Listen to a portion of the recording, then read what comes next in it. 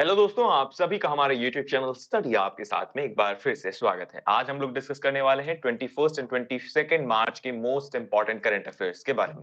इस particular series में हम लोग डिस्कस कर रहे हैं मध्य प्रदेश, इंडिया और वर्ल्ड की मोस्ट इंपॉर्टेंट न्यूज जो कि एग्जाम पॉइंट ऑफ व्यू से बेहद इंपॉर्टेंट हो। साथ ही साथ ये पूरी करंट अफेयर सीरीज आपको different competitive exams like MPPSC, SSC, police exam, railway exam या जितने भी कॉम्पिटिटिव एग्जाम्स हैं जिनमें करंट अफेयर्स एक महत्वपूर्ण सब्जेक्ट हो या ऐसे एग्जाम जिनमें करंट अफेयर्स आता हो, ऐसे सभी एग्जाम्स में ये करंट अफेयर सीरीज आपके लिए बहुत ही ज्यादा बेनिफिशियल होने वाली है। तो बिना टाइम वेस्ट किए बात करते हैं आज की फर्स्ट न्यूज के बारे में। आज की हमारी फर्स्ट न्यूज है, नेपाल डिक्लेयर्स पोखर एज इट्स टूरिज्म कैपिटल।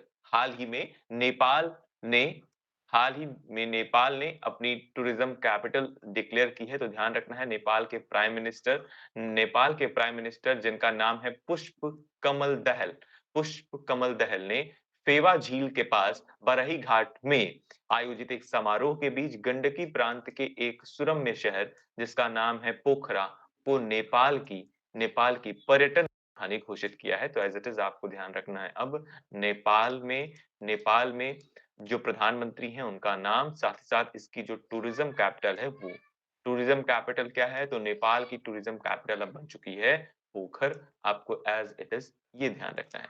तो इतनी ही इंफॉर्मेशन आपको ध्यान रखनी है। इसके अलावा आप चाहें तो ये भी आपको पता होना चाहिए कि नेपाल की जो कैपिटल है वो क्या है, तो नेपाल की कैपिटल है काठमांडू। आप सभी को पता होना चाहिए।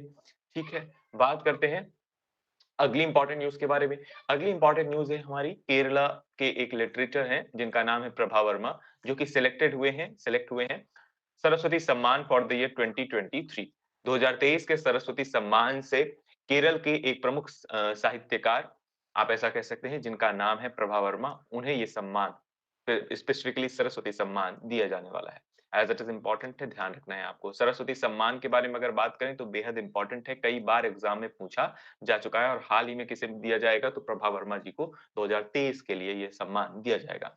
इनकी एक मलयालम भाषा में उनकी एक काव्य कृति है जिसका नाम है रौद्र सात्विकम के लिए उन्हें ये सम्मान दिया जा रहा है। साथ ही साथ इस सम्मान के साथ 15 लाख की पुरस्कार राशि प्रदान की जाती है। तो 15 लाख रुपए भी प्रदान किए जाते हैं, ये भी आपको ध्यान रखना है। एज इट इज जितनी बातें मैं हाईलाइट कर रहा हूँ उन सारी बातों को आपको नोट डाउन करना है और याद रखना है। इसके अलावा सरस्वती सम्मान के बारे में बात करें तो सरस्वती सम्मान भारत के संविधान की अनुसूची 8 में सूचीबद्ध भारत की 22 भाषाओं में से किसी में उत्कृष्ट गद्य या पद्य साहित्यों के लिए यह एक वार्षिक पुरस्कार है। इसके अलावा 1991 में के बिरला फाउंडेशन द्वारा स्थापित इस पुरस्कार को देश के सबसे प्रतिष्ठित देश के सबसे प्रतिष्ठित स सर्वोच्च साहित्यिक पुरस्कारों में से एक के रूप में मान्यता प्राप्त है। इंपॉर्टेंट है, ध्यान रखना है। क्या-क्या याद रखना है भाई? तो इस पर्टिकुलर इन्फॉर्मेशन से आप सभी को ध्यान रखना है, बेहद इंपॉर्टेंट बात है कि सरस्वती सम्मान किस फील्ड में दिया जाता है। तो आपको ध्यान रखना है गद्य या पद्य साहित्यिक कार्यों के लिए, या फिर आप ऐसा कह सकते हैं for the prose and poetry works, literary works के लिए ये दिया जाता है, चाहे वो किसी भी भाषा में हो। ध्यान रखना है उन भाषाओं में से संविधान में दी गई, संविधान की अनुसूची 8 में 22 भाषाएं जो दी गई हैं, लिस्ट की गई हैं, उनमें से ही किसी एक भाषा में अगर किसी व्यक्ति ने गद्य और पद्य में बहुत ही अच्छी रचना की है, बहुत ही अच्छा साहित्य लिखा है, तो उन्हें ये पुरस्कार राशि दी जाती है, जिसमें पुरस्कार राशि आप ध्यान रखनी है 15 लाख रुपए। बात करते हैं अगली इंपॉर्टेंट न्यूज़ के बारे में। अगली इंपॉर्टेंट न्यूज़ है, इलेक्शन कमीशन ने रिसेंटली हाल ही में लॉन्च किया है know your candidate app. Know your candidate app important है, ध्यान रखना है, जिसे आप केवाईसी भी कह देते हैं, है ना? अब ये जो केवाईसी है, ध्यान रखना है, ये जो पर्टिकुलर ऐप है ये किसने लॉन्च किया है? हाल ही में इलेक्शन कमीशन ऑफ इंडिया ने इसे लॉन्च किया है। मुख्य चुनाव आयुक्त राजीव कुमार ने नो योर कैंडिडेट केवाईसी के नाम से एक नया मोबाइल एप्लीकेशन ऐप लॉन्च किया है। और इस ऐप का उद्देश्य क्या है? तो मतदाताओं को उनके संबंधित निर्वाचन क्षेत्रों में खड़े चुनावी उम्मीदवारों की आपराधिक पृष्ठभूमि, संपत्ति और देनदारियों के बारे में जानकारी प्रदान करना है। क्या आप समझ पा रहे हैं? बिल्कुल सिंपल सी भाषा में है, मैं आपको समझाने का प्रयास करता हूँ। ये ऐप का उद्देश्य क्या है?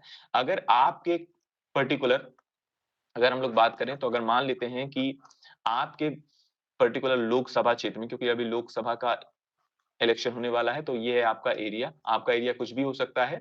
तो आप अपने एरिया आप अपने एरिया में देख पाएँगे कि यहाँ पर कई पार्टियों के नेता आपको देखने को मिलेंगे, जहाँ पर एक आपका बीजेपी की तरफ से कोई होगा, एक कांग्रेस की तरफ से होगा कोई लीडर, एक लीडर कोई आम आदमी पार्टी का होगा, हो सकता है एक कोई बीएसपी का लीडर होगा और इसी तरह कई उम्मीदवार होते हैं। साथ ही साथ आप ऐसा कह सकते हैं कि बहुत सारे उम्मीदवार इस तरह से होते हैं। अब इनमें से जो भी कैंडिडेट, जो भी पर्सन क्या कर रहा है, इस इलेक्शन में पार्टिसिपेट कर रहा है आपके पर्टिकुलर लोकसभा क्षेत्र से, उसके बारे में आपको सारी जानकारी कहाँ से मिलेगी? तो भाई उसके बारे में आपको क्या-क्या वो बैकग्राउंड रखता है, किस तरह का एसेट है उसके पास, क्या लायबिलिटीज़ हैं, ये सारी जानकारी आपको इस पर्टिकुलर ऐप में मिल जाएगी। तो अपने आप में इम्पोर्टेंट है कि आपको as a voter, as a मतदाता आपको ये जानने को मिलेगा कि ये हमारा जो हम जिसे वोट दे रहे हैं या हमारा जो पर्टिकुलर कैंडिडेट है इस सीट में, उसके पास कितना पैसा है, क्या उसका बैकग्राउंड है, क्या उसका कोई क्रिमिनल बैकग्राउंड रहा है या नहीं रहा है। सारी इन्फॉर्मेशन इस पर्टिकुलर ऐप या केवाईसी ऐप में रहने वाली है, तो इम्पोर्टेंट है आपको ध्यान रखना है। मुझे उम्मीद है कि आप आसान भाषा में समझ पाए होंगे कि सारी इन्फॉर्मेशन चाहे वो किसी भी तरह से हो कैंडिडेट के बारे में, वो सारी चीज़ें इस ऐप में आपको मिलने वाली है। तो आप इसे गूगल प्ले स्टोर या फिर एप्पल प्ले स्टोर से जाकर डाउनलोड कर सकते हैं और देख सकते हैं। फिलहाल बात करते हैं अगली इम्पोर्टेंट न्यूज़ के बारे में। एक और इम्पोर्टेंट न्यूज़ है, इलेक्शन कमीशन ने हाल ही में लॉन्च किया है mission 414 campaign in Himachal Pradesh. Himachal Pradesh में हुआ क्या?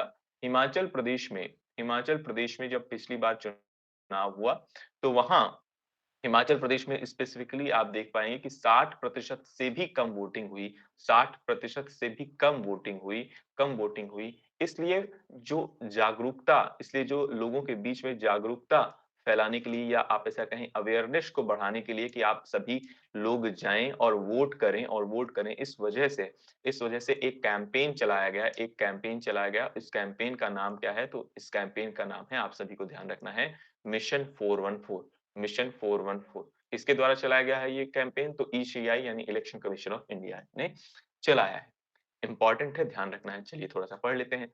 भारत के चुनाव आयोग ने हिमाचल प्रदेश में 414 मतदान केंद्रों पर अधिकतम मतदान के लिए एक विशेष अभियान शुरू किया है, जहां पिछले लोकसभा चुनाव में 60% से कम मतदान हुआ था। है ना? बिल्कुल सिंपल सी बात है, मैंने ऑलरेडी बता दिया आपको सारी चीज़ें। ठीक है? तो ये आपको ध्यान रखना है। मिशन 414 एक कैंपेन है, हिमाचल प्रदेश में चलाया गया, किसके द्वारा? इलेक्शन कमीशन के द्वारा। बिल्कुल सिंपल सी न्यूज़ है। बात करते हैं अगली इंपॉर्टेंट न्यूज़ के बारे में। अगली इंपॉर्टेंट न्यूज़ है, India's first integrated oil palm processing unit by 3F oil palm. एक कंपनी है जिसका नाम है 3F ऑयल पाम। इस कंपनी की तरफ से अरुणाचल प्रदेश में भारत की पहली एकीकृत तेल पाम प्रसंस्करण इकाई का संचालन किया गया। इंपॉर्टेंट है, ध्यान रखना है, India's first integrated oil palm processing unit कहाँ एस्टैब्लिश की गई है? अरुणाचल प्रदेश में। इंपॉर्टेंट है, as it is a raw fact की तरह आप याद रखेंगे, एक वन लाइनर। आपसे जब भी प्रश्न पूछा जाए integrated oil palm processing unit कहाँ लगाई गई है भारत में, या भारत की पहली integrated oil palm processing unit कहाँ लगाई गई है, तो ये अरुणाचल प्रदेश में लगाई गई है, ध्यान रखना है। अरुणाचल प्रदेश को आप इमेजिन भी कर सकते हैं इंडिया के मैप में। जैसे ही आपको याद आए तो इंडिया का मैप आपको ध्यान रखना है और इंडिया के मैप से ही आपको सारी चीज़ें इमेजिन करनी है, अरुणाचल प्रदेश कहाँ पर है। तो ज़रूर देखा करें जब भी इस तरह से आपको मैपिंग अगर आपको याद ना हो कि अरुणाचल प्रदेश भारत के किस हिस्से पर है, तो आप मैप में उसी समय ज़रूर देखें, ठीक है? इसके अलावा अगर बात करें अरुणाचल प्रदेश के निचली दिबांग घाटी में रोइंग में ये लगाई गई है। The commencement of the operation is in line to encourage domestic oilseed production, specially domestic oilseed production को बढ़ावा देने के लिए इस तरह की ऑयल पाम प्रोसेसिंग यूनिट्स लगाई जा रही है, यानी घरेलू तिलहन उत्पादन को प्रोत्साहित करने के लिए। This factory is a part of mission oil palm oil and in India's first oil palm factory under NMEOOP. इसके बारे में भी बात करेंगे हम, एनएमईओओपी है क्या, ये भी इंपॉर्टेंट है, आपको हम बात करेंगे। फिलहाल आप जानिए कि इंडिया की पहली integrated oil palm processing unit कहाँ है, जो कि किसके द्वारा लगाई गई है? 3F ऑयल पाम के द्वारा लगाई गई है। कहाँ लगाई गई है? तो अरुणाचल प्रदेश में लगाई गई है। इसका मेन उद्देश्य क्या है? तो उद्देश्य आपको ध्यान रखना है, घरेलू तिलहन उत्पादन को प्रोत्साहित करने के लिए, या फिर आप ऐसा याद रख सकते हैं इंग्लिश मीडियम वाले, to encourage domestic oilseeds production. Important है, ध्यान रखना है।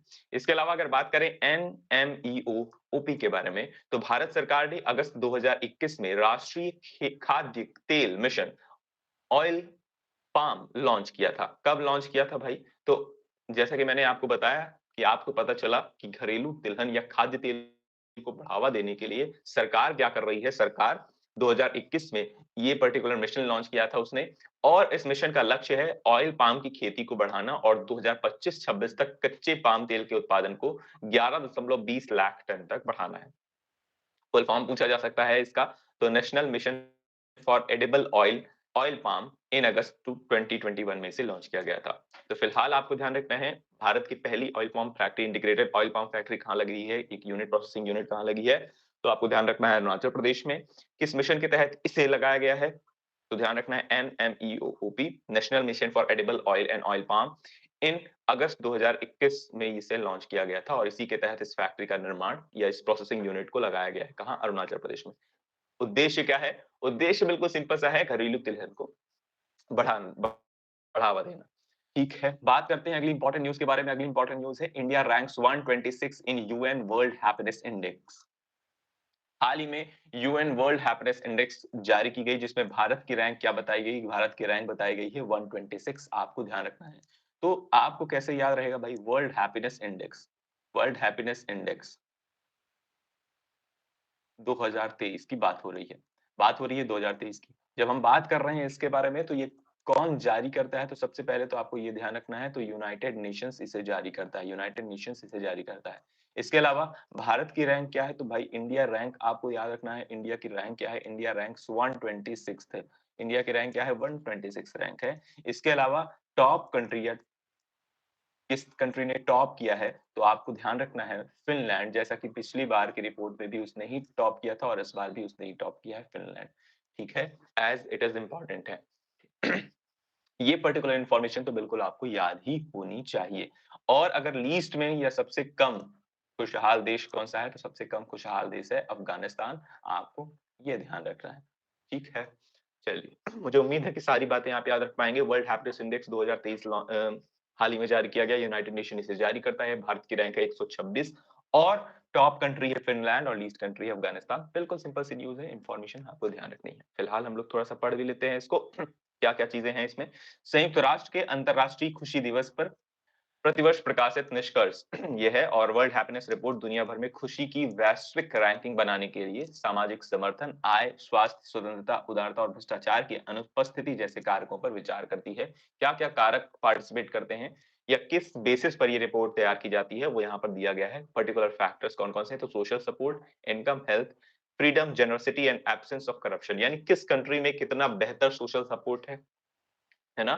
कोई भी कंट्री है, उस कंट्री में कितना बेहतर सोशल सपोर्ट है, यानी लोग आपस में किस तरह से सपोर्ट करते हैं, ये वाली बात, है ना? मतलब बिल्कुल सिंपल भाषा में आप समझ सकते हैं।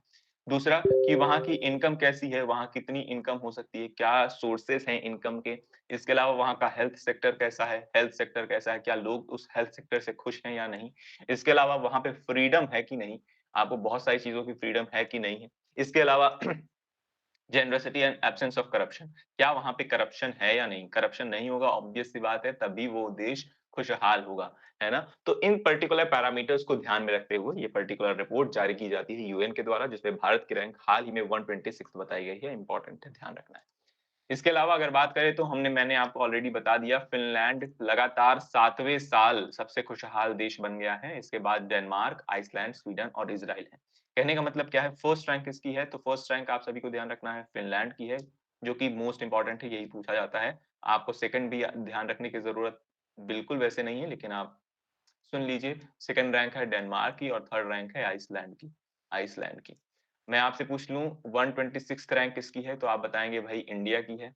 इंडिया की है, और लीस्ट में सबसे लास्ट रैंक किसकी है? तो मैंने आपको ऑलरेडी बता दिया, लीस्ट है अफ़गानिस्तान। ठीक है, अफ़गानिस्तान सबसे निचले पायदान पर रहा है। जारी संघर्षों के बावजूद इज़राइल ने रिपोर्ट में 5वां स्थान हासिल किया है, और रिपोर्ट में इसके लिए रैंकिंग में इस्तेमाल की गई 3 साल की औसत पद्धति को जिम्मेदार ठहराया है। तो इज़राइल की रैंक क्या है? आप कह सकते हैं 4th रैंक है स्वीडन, और फिर है इज़राइल की रैंक। ठीक है, 4th और 5th। ये आपको इतना याद रखने की ज़रूरत नहीं है, सिर्फ आप फर्स्ट याद रखिए, इंडिया की रैंक याद रखिए, कौन जारी करता है यूएन याद रखिए, और लीस्ट आप याद रखिए, बस सिंपल सा है। चलिए, बात करते हैं अगली इंपॉर्टेंट न्यूज़ के बारे में। अगली इंपॉर्टेंट न्यूज़ है, 4th Shanghai corporation organisation start a forum organised in New Delhi. हाल ही में Shanghai corporation organisation Shanghai corporation organisation की फोर्थ नंबर की स्टार्टअप फोरम ऑर्गेनाइज की गई। कहाँ?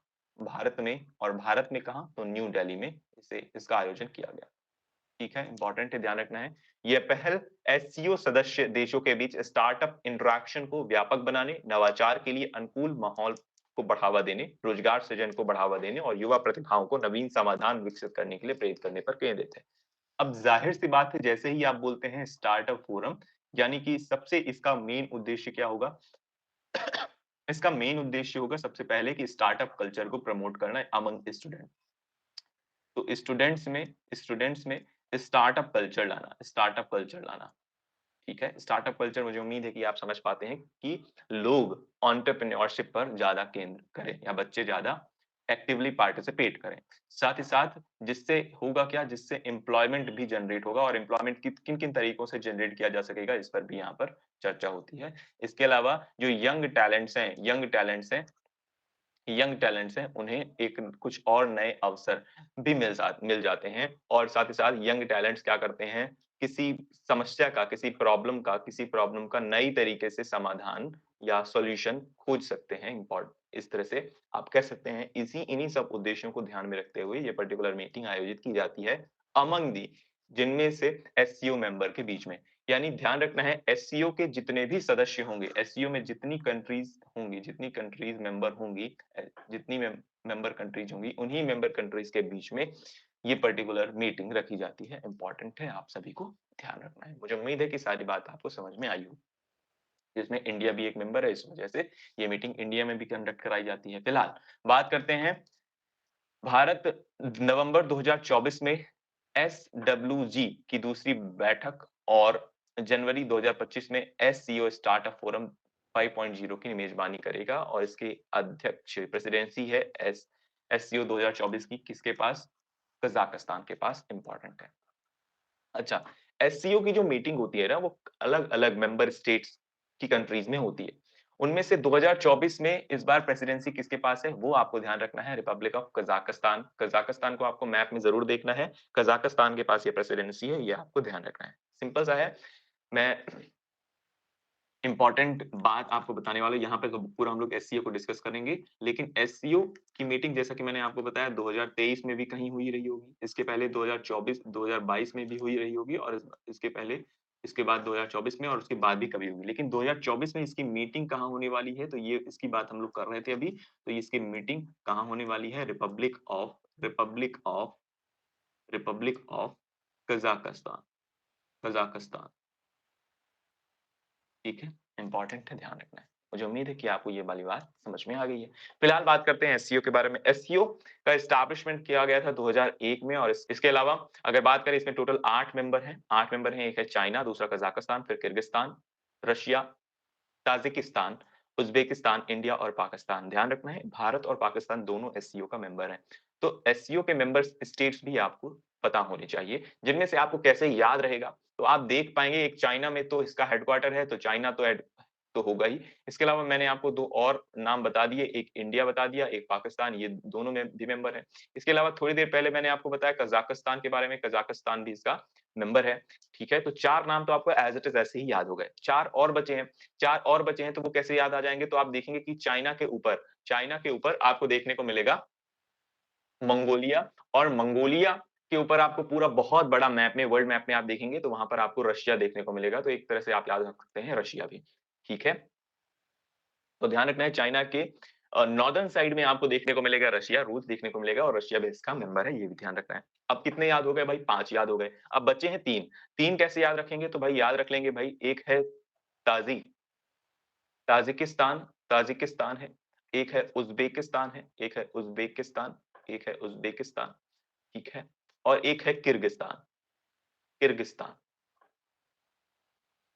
कैसे याद रखेंगे आप? तो आप याद रख सकते हैं केटीयू, केटीयू, केटीयू। तो इस तरह से आप याद रखें किर्गिस्तान। अच्छा, जैसे ही कज़ाकिस्तान आप बोलें, तो आप किर्गिस्तान भी तुरंत बोल दें। तो ऐसे भी याद रख सकते हैं, कज़ाकिस्तान के बोलते ही आप याद रख रख लीजिए किर्गिस्तान, किर्गिस्तान जैसे ही आप बोलें। तो जैसे हमने हमने बोला कि चाइना के ऊपर है रशिया, रशिया के बाद आपको ऐसे भी याद रखें चाइना के ऊपर रशिया और चाइना के नीचे आपको इंडिया देखने को मिलेगा, तो इस तरह से भी आप याद रख सकते हैं। तो रशिया, चाइना, इंडिया और इंडिया के बाद पाकिस्तान। पाकिस्तान के बाद आप 2 नाम जल्दी से बोलेंगे कौन-कौन सा? Kazakhstan, Kyrgyzstan. इसके अलावा 2 नाम और बचते हैं, ताजिकिस्तान और उज़्बेकिस्तान। बस इस तरह से आपको याद रख लेना है, सिंपल सा है। चलिए, फिलहाल बात करते हैं, क्योंकि ये इम्पोर्टेंट है इसलिए मैंने आपको बताया। इंडिया और पाकिस्तान ने एससीओ को जॉइन किया कब? 2017 में इसे जॉइन किया था। तो भारत और पाकिस्तान ने इसे कब जॉइन किया है? 2017 में जॉइन किया है। फिलहाल इसका हेडक्वार्टर है बीजिंग, चाइना में। ध्यान रखना है इसका हेडक्वार्टर कहाँ है? इसका हेडक्वार्टर है बीजिंग, चाइना में। बीजिंग, चाइना में इसका हेडक्वार्टर है, इम्पोर्टेंट है, ठीक है। इसके अलावा सेक्रेटरी जनरल है मिस्टर ज़ांग मिंग, सेक्रेटरी जनरल है मिस्टर ज़ांग मिंग और ये एक Eurasian political, economic, international security and defence alliance है, जो कि largest regional organisation in the world माना जाता है। ठीक है, in terms of geographical coverage and population, ठीक है, इंपॉर्टेंट है, ध्यान रखना है। चलिए, बात करते हैं अगली इंपॉर्टेंट न्यूज़ के बारे में। तो इस तरह से हमारी न्यूज़ कंप्लीट हो चुकी है। आप सभी को कमेंट सेक्शन में बताना है कि आपको क्या सारी चीज़ें समझ में आई हैं या नहीं है, नहीं आई हैं। किसी भी टॉपिक में किसी भी तरह का डाउट है तो आप ज़रूर कमेंट सेक्शन में हमसे पूछ सकते हैं। साथ ही साथ आप हमें इंस्टाग्राम में स्पेसिफिकली फॉलो कर सकते हैं, जहाँ पर आपको रील्स के माध्यम से बहुत ही important, specifically important current affairs और कुछ स्टैटिक इन्फॉर्मेशन वहाँ पर आपको देखने को मिल जाएँगी, जिससे आप चीज़ों को लंबे समय तक याद रख पाएँगे। इसके अलावा टेलीग्राम पर आप जाकर इस पर्टिकुलर सेशन की पीडीएफ को डाउनलोड कर सकते हैं, जिसकी पीडीएफ आपको वहाँ पर मिल जाएगी। साथ ही साथ आप चाहें तो फेसबुक पर भी हमें फॉलो कर सकते हैं। हम लोग फिर से मिलेंगे अपने नेक्स्ट लेक्चर में, तब तक के लिए आप सभी अपना ख्याल रखिए और सबसे इम्पोर्टेंट बात है, मुस्कुराते रहिए। Thank you, Tata, bye-bye.